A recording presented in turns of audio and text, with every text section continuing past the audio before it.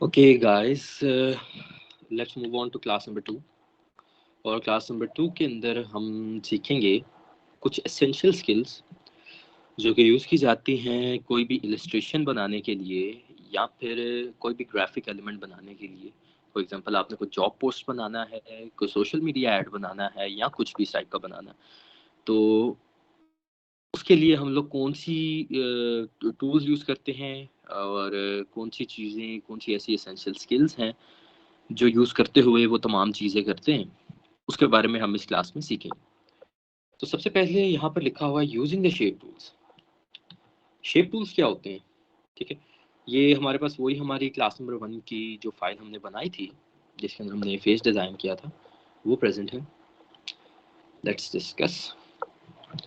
Shape tools आपकी tool bar के अंदर आपके टेक्स्ट टूल के बिल्कुल नीचे प्रेजेंट होती है।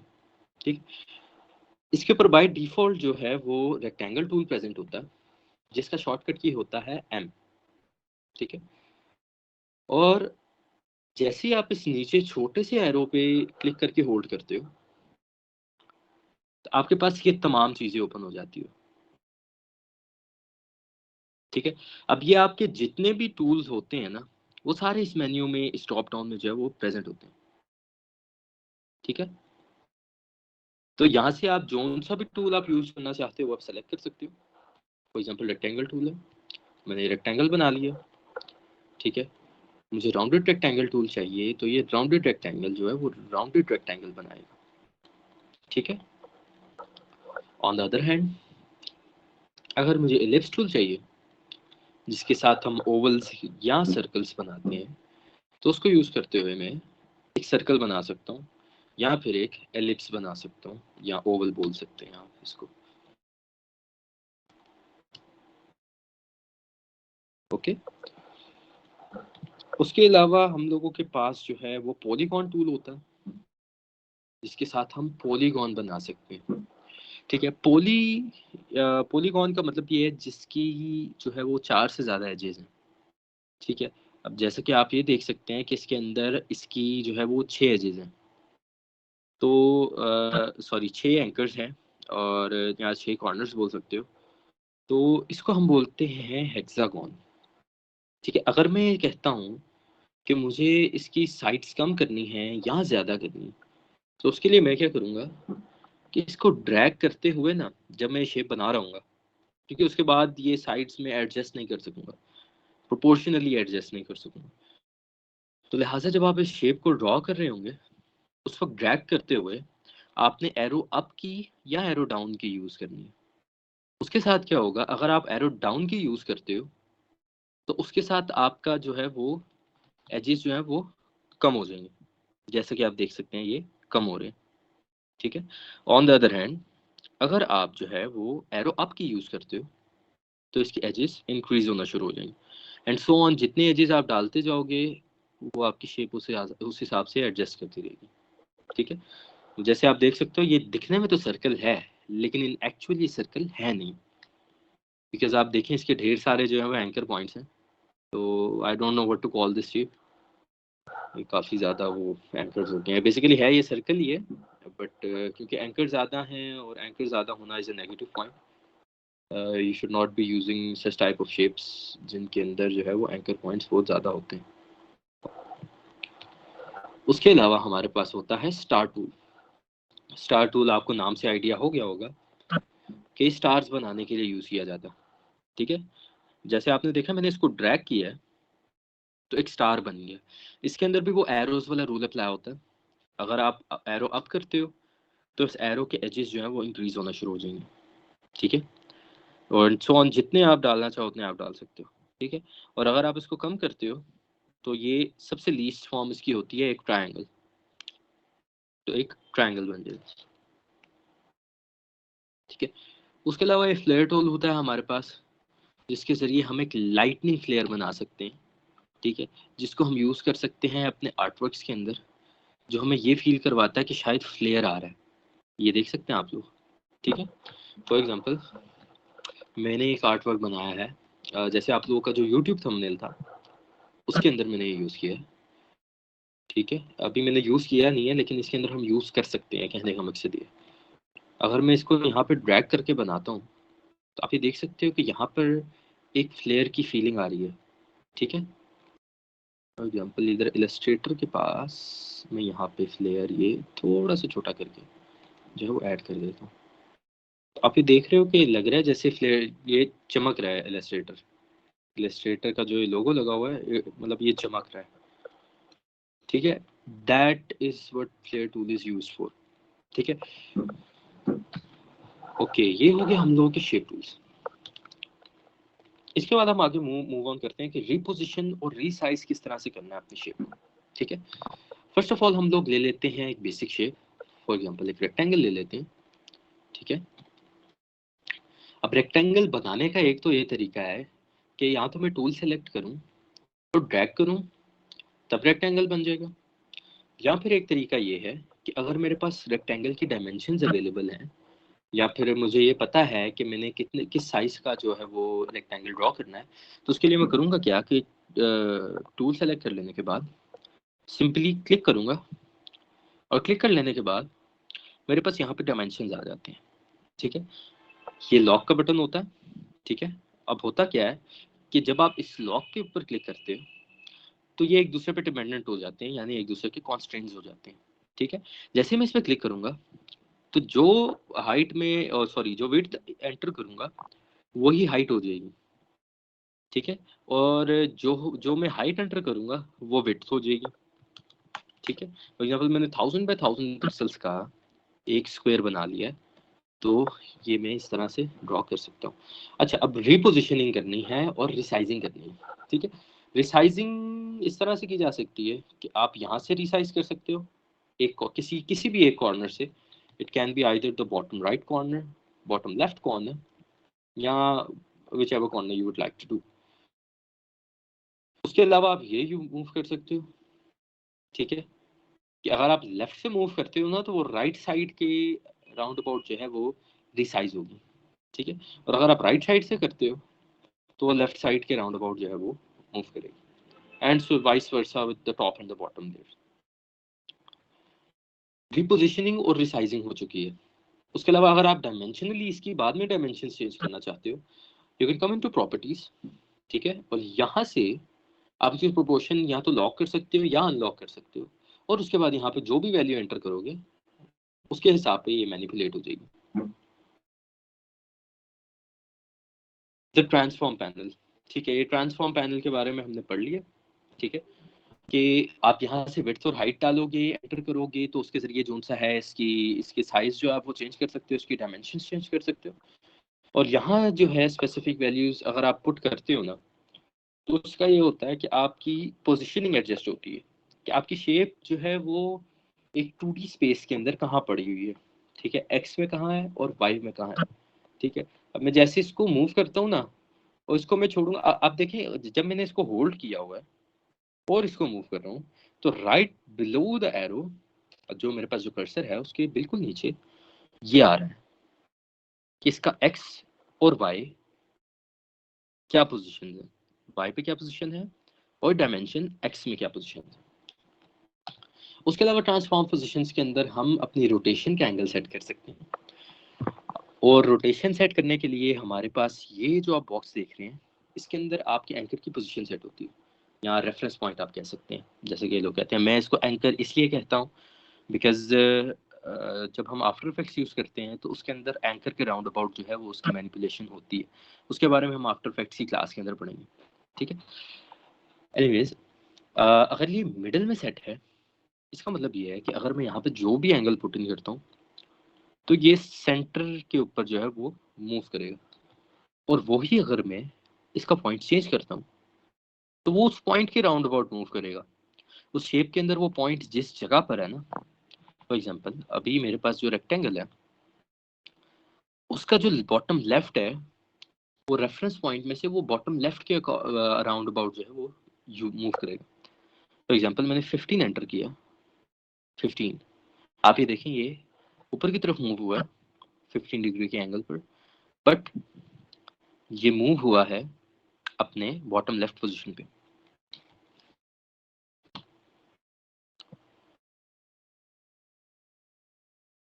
ठीक है, कॉन्स्ट्रेनिंग शेप, कॉन्स्ट्रेंट्स बेसिकली यही होते हैं जो ट्रांसफॉर्म के अंदर हमने डिस्कस कर लिए। एक्स और वाई का कॉन्स्ट्रेंट होता है, ठीक है, this is the X constraint, ठीक है, this is the Y constraint, ये विड्थ और हाइट है, ये ही कॉन्स्ट्रेंट्स होते हैं। Entering exact dimensions, exact dimensions किस तरह से एंटर करने हैं आपने, वो तो एक मैंने आपको बताया था कि जब आप शेप को ड्रॉ करते हो तब आप क्लिक करोगे और एग्जैक्ट डायमेंशंस अवेलेबल हैं तो वो आप यहाँ पर ऐड कर सकते हो, ठीक है। उसके अलावा अगर आप शेप बना चुके हो तो यहाँ से आप एग्जैक्ट डायमेंशन एंटर कर सकते हो, ठीक है। अगर आपके पास रेक्टेंगल है तो आप इसको अनलॉक करो, यहाँ से इसकी हाइट या विड्थ जिसके अंदर भी कोई वैल्यू का चेंज है वो एंटर कर दो, और फिर इसको जो है वो आप देख सकते हो कि रेक्टेंगल बन चुका है।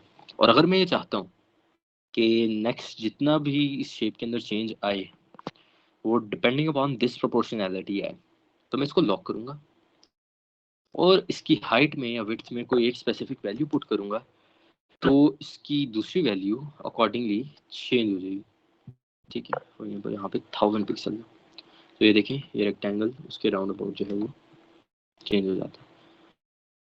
Selecting the art work, art work किस तरह से सेलेक्ट करना है, ठीक है। अब जैसे मेरे पास एक आर्ट वर्क बना हुआ है जो कि फेस है जो हमने क्लास के दौरान डिज़ाइन किया था। इस आर्ट वर्क को मैंने सेलेक्ट किस तरह से करना है, अगर तो मैं इसको एज अ ग्रुप ही सेलेक्ट करना चाहता हूँ, I am gonna do is selection tool लूंगा और इसके ऊपर क्लिक करूंगा तो ये सेलेक्ट हो जाएगा, ठीक है। लेकिन अगर आपके पास एक ग्रुप है और उसमें से आप किसी एक स्पेसिफिक चीज को सेलेक्ट करना चाहते हो तो उसका एक तो तरीका ये है कि आप इसको अनग्रुप करो, ठीक है। आप इसको अनग्रुप करोगे ना तो अनग्रुप करने पे जो है वो ग्रुप करने पे जो है आप सब शेप्स को जो है वो इंडिविजुअली सेलेक्ट कर सकोगे। फॉर एग्जाम्पल कंट्रोल शिफ्ट जी मैंने किया है तो ये अनग्रुप हो गए, ठीक है। अब मैं हर एक शेप को इंडिविजुअली सेलेक्ट कर सकता हूँ। ऑन द अदर हैंड अगर इन सबको सेलेक्ट करके मैं कंट्रोल जी करता हूँ तो ये वापस ग्रुप हो जाएंगे, ठीक है। अब अगर मैं इसको अनग्रुप करके एक चीज सेलेक्ट करता हूँ तब भी मैं इसको इंडिविजुअली सेलेक्ट कर सकूंगा, और अगर इसको एज अ ग्रुप मैं कहता हूँ कि यार ग्रुप रहे बट जो शेप है उसको मैं इंडिविजुअली सेलेक्ट कर सकूं, उसका टेक्निक ये होता है कि आपने यहाँ से सेलेक्ट करना है अपना डायरेक्ट सिलेक्शन टूल और उसके बाद जो शेप आप सेलेक्ट करना चाहते हो उसके ऊपर क्लिक कर दो तो वो उस ग्रुप के अंदर भी सेलेक्ट हो जाएगी और फिर आप उसको मूव कर सकते हो। एग्जाम्पल आपने मूव किया उसको, लेकिन अभी भी अगर आप इसके ऊपर क्लिक करते हो तो क्योंकि ये ग्रुप है तो ये उस शेप को भी सेलेक्ट करते हुए एज अ ग्रुप आएगा, ठीक है।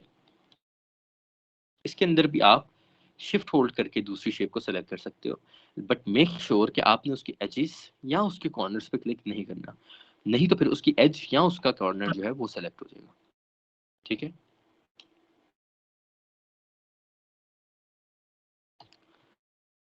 Okay, shape and transform tools,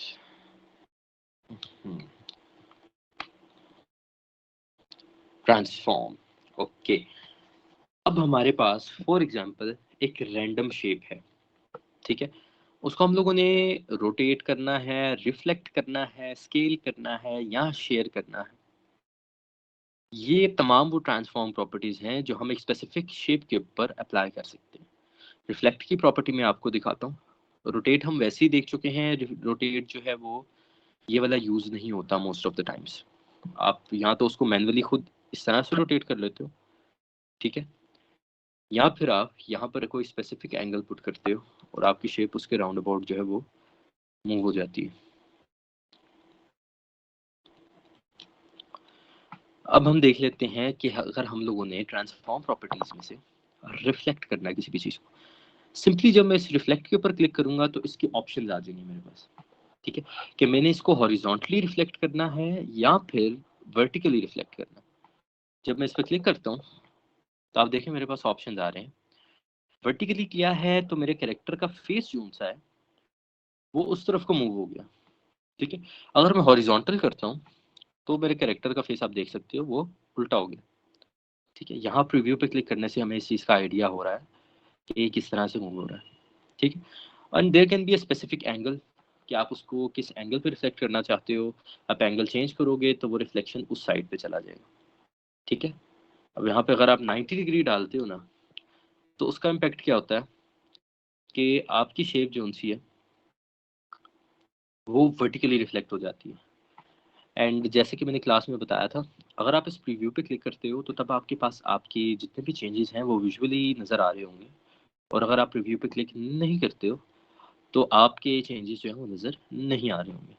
ठीक है, अब एक तो तरीका ये है कि आप उस शेप को जो है वो रिफ्लेक्ट कर लो, या फिर अगर आप ये चाहते हो कि ये शेप अपनी जगह पर रहे लेकिन जो रिफ्लेक्शन है उसकी एक और कॉपी बन जाए, उसके लिए ये तरीका होता है कि you have to click on copy. जब आप कॉपी पे क्लिक करते हो तो वही शेप डुप्लीकेट हो जाती है लेकिन रिफ्लेक्टेड होती है। ठीक है, रिफ्लेक्ट की ट्रांसफॉर्म प्रॉपर्टी तो ये होगी। ठीक है, उसके बाद हम लोगों के पास आ जाता है स्केल। अब स्केल एक तो होता है यूनिफॉर्म, एक होता है नॉन यूनिफॉर्म। ठीक है, अब स्केल अगर तो आप 100% पे किया हुआ है तो आपकी शेप ओरिजिनली या आपका आर्ट वर्क ओरिजिनली जिस शेप में था वो उसी शेप में होगा। ठीक है, अगर मैं इसको 150 करता हूँ तो ये यूनिफॉर्मली मेरी शेप जो सी है, ये मेरा जो फेस है, ये यूनिफॉर्मली 150% बड़ा हो जाएगा। ठीक है, ये देखें। ठीक है, अगर इसको मैं वापस 100% करता हूँ तो आप देख सकते हो कि ये 100% पे हो गया। ऑन द अदर हैंड अगर मैं नॉन यूनिफॉर्म करता हूँ, नॉन यूनिफॉर्म के अंदर हॉरिजॉन्टली अगर मैं कोई वैल्यू इनपुट करूंगा तो वो टॉप टू बॉटम जो है वो स्केल होगा, और अगर वर्टिकली सॉरी हॉरिजॉन्टली करता हूँ तो वो लेफ्ट टू राइट जो है वो स्केल होगा, और अगर वर्टिकली करता हूँ तो वो टॉप टू बॉटम होगा। ठीक है, फॉर एग्जांपल मैं इसको 200% करता हूँ तो आप ये देखो कि ये डिस्टॉर्टेड है लेकिन ये स्केल जो है वो लेफ्ट टू राइट में होगा। ठीक है, then we have the property of reflect हो गया, स्केल हो गया, शेयर की प्रॉपर्टी। शेयर से क्या होता है, शेयर से आपकी शेप जो सी है ना वो एक स्पेसिफिक पर्सपेक्टिव पे आएगी, वो जो है वो प्लेस हो जाती है। ठीक है, फॉर एग्जांपल मैं इसकी शेयर के को एक स्पेसिफिक एंगल देता हूँ, फॉर एग्जांपल 45 डिग्री का देता हूँ। 48 हो गया ये तो, 45। ठीक है, तो आप ये देख सकते हो कि ये स्पेसिफिकली उस शेप के अकॉर्डिंग जो है वो, उस एंगल के अकॉर्डिंग जो है वो शेयर हो गया। शेर के जो बेसिकली मकसद हम लोगों के पास होता है कि हम लोग उसको शेप का जो आंसर है वो पर्सपेक्टिव चेंज कर देते हैं कि वो किस तरह से प्रेजेंट है हमारे पास। फॉर एग्जांपल 45 डिग्री मैंने इसके ऊपर अब पुट किया ना, तो ये आप देख सकते हो कि इसका पर्सपेक्टिव कम्प्लीटली चेंज हो गया। ये ऐसा महसूस नहीं हो रहा कि ये एक्स वाई उस पर पड़ा हुआ है, एक्स वाई कॉन्स्टेंट पे, या फिर ये किसी और कॉन्स्टेंट पे पड़ा हुआ है। ना इसका क्यों जेड एक्सिस होता है, द रीज़न इसके इस जेड एक्सिस जो है वो 3D में होता है, 2D में नहीं होता है। ठीक है, ये हो गई हम लोगों की ट्रांसफॉर्म की प्रॉपर्टीज। एक तो ट्रांसफॉर्म ईच भी होता है कि जिसके अंदर आप के पास ये प्रॉपर्टी ओपन होती है। इसके बारे में हम डिटेल में बात कर लेते हैं कि फॉर एग्जांपल मैंने एक सर्कल बनाया और मैं चाहता हूँ कि ये एक डॉटेड पैटर्न बन जाए। ठीक है, ये डॉटेड पैटर्न बनाना चाहता हूँ तो उसको मैं यूज़ कर सकता हूँ इफेक्ट में, यहाँ पर होना चाहिए ट्रांसफॉर्म, डिस्टॉर्ट एंड ट्रांसफॉर्म। यहाँ से आप आके सेलेक्ट कर सकते हो ट्रांसफॉर्म। ठीक है, जैसे ही आप इसके ऊपर क्लिक करोगे तो आपके पास कुछ इस तरह की विंडो आ जाएगी जैसे उस वक्त आई थी। ठीक है, now what you have to do is कि आप यहाँ पे कॉपीज एंटर करो। फॉर एग्जांपल मुझे 10 कॉपीज चाहिए। ठीक है, और यहाँ पे मैं कहता हूँ कि मूव कितना होना चाहिए, हॉरिजॉन्टली जो है वो 50 पिक्सल्स जो है वो मूव होना चाहिए। ठीक है, या चलो 100 पिक्सल्स कर देते हैं। ओके, अब मैं इसको ओके कर देता हूँ। अब होगा क्या कि मेरे पास ये पैटर्न बन चुका है। ये पैटर्न तो मेरे पास बन चुका है, लेकिन इनमें से हर एक सर्कल को आप सेलेक्ट नहीं कर सकते हो। ये सारे इस पे डिपेंडेंट है।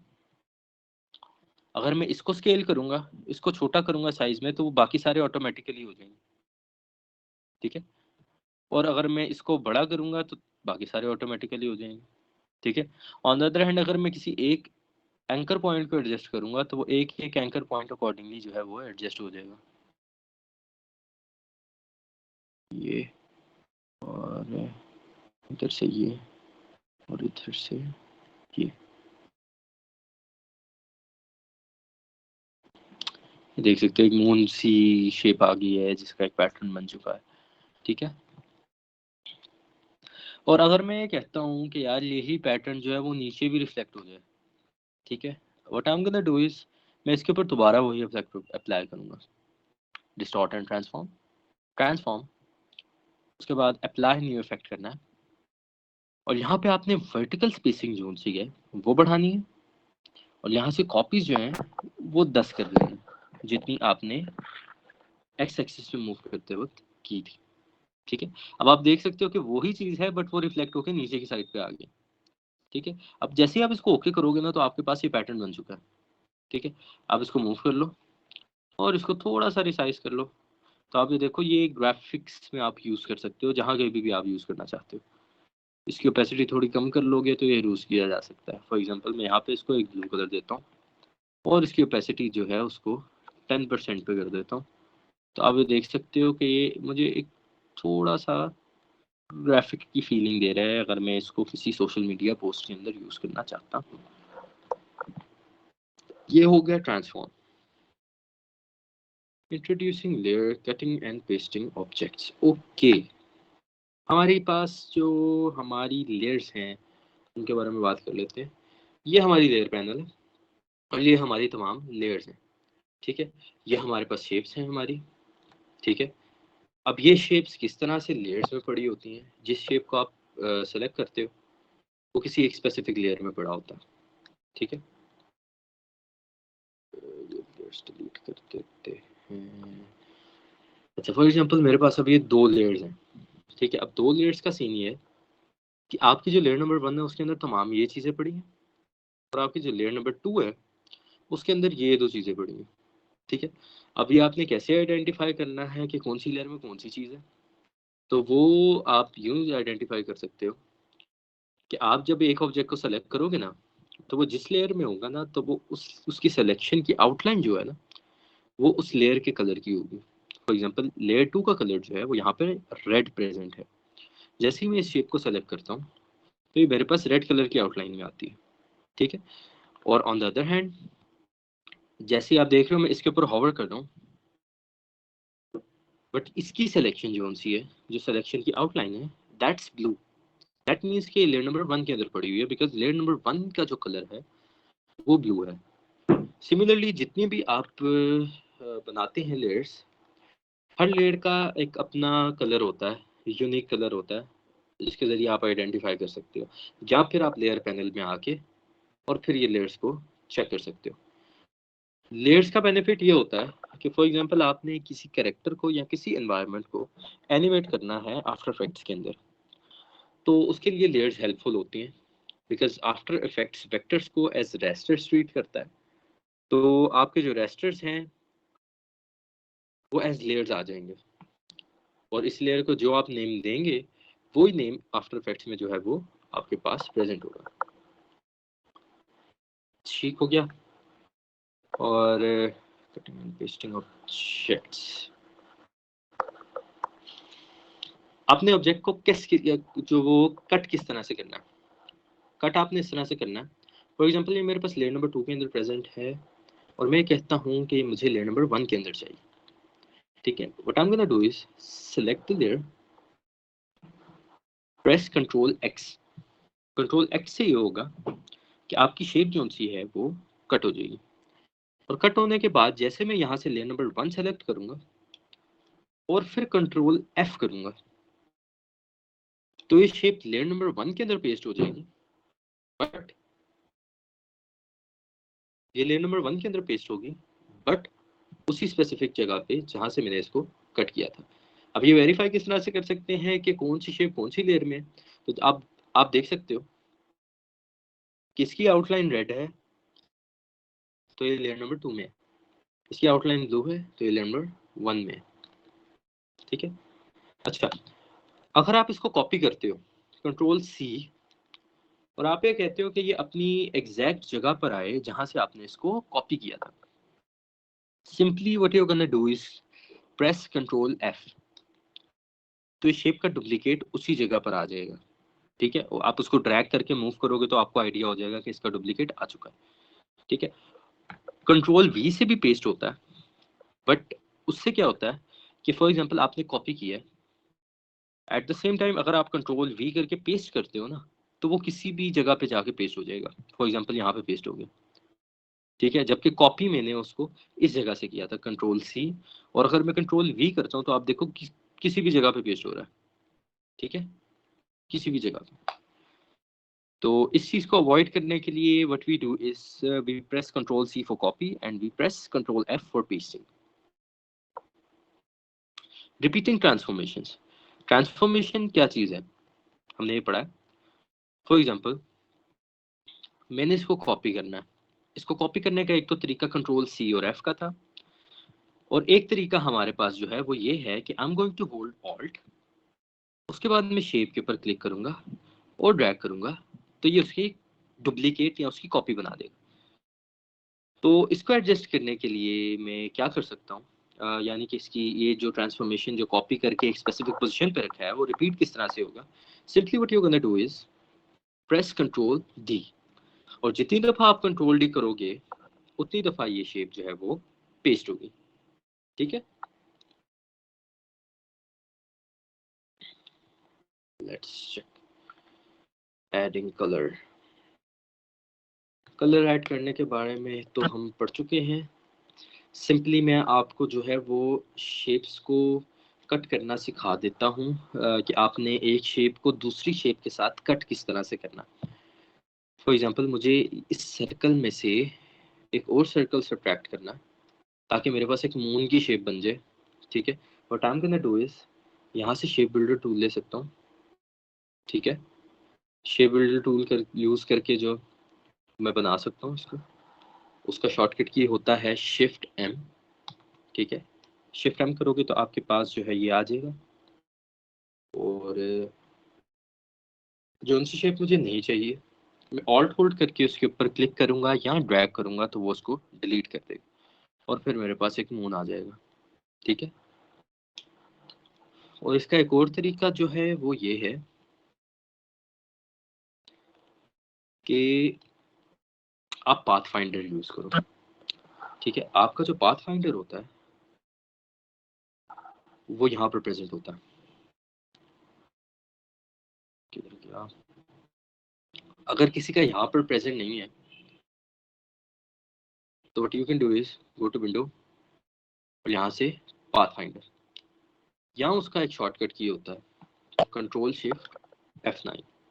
ठीक है, जब भी आप कंट्रोल शिफ्ट F9 होल्ड करके प्रेस करोगे तो आपके पास आपका पाथ फाइंडर जो है वो ओपन हो जाएगा। इसके बारे में मज़ीद डिटेल में हम पढ़ेंगे अपनी नेक्स्ट क्लास में, बट ये कि अभी मैं आपको सिर्फ एक बेसिक ओवरव्यू दे देता हूँ कि आपकी फ्रंट वाली शेप कट करके जो पीछे वाली शेप है वो बच जाए वो किस तरह से करना है।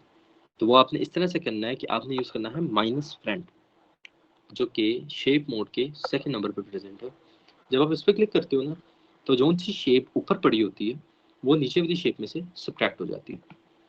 Simply I am going to press, और आप ये देखो ऊपर वो ऊपर पड़ी हुई थी और उसने इसमें से इसको सब्ट्रैक्ट करके इसको माइनस कर दिया। ठीक है, ये लो वही पाकिस्तान बन गया। ओके गाइस, हम लोगों की सेकंड क्लास कंप्लीट हो चुकी है। Let's meet in the next class. और इसके अंदर जितना कुछ हमने सीखा है उसको यूज़ करते हुए आप ये फेस की शेप बना सकते हो, या आपकी जो असाइनमेंट थी वो आप बना सकते हो जो मैंने आप लोगों को दी थी। ठीक है, लेट्स एंड आवर क्लास। अल्लाह हाफिज़, हैव अ नाइस डे।